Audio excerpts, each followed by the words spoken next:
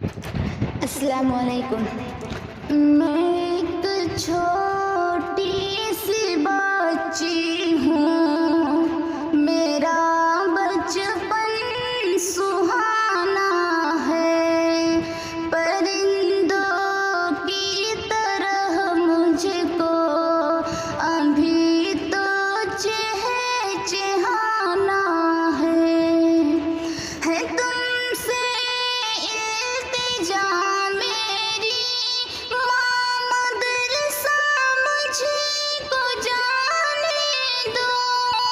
अभी तो पढ़ने लिखने की लगन है मेरे सीनों में। जहालत जिसकी किस्मत हो, मज़ा क्या उसे के जीने में है। तुमसे इल्तिजा मेरी माँ मदरसा मुझको जाने दो।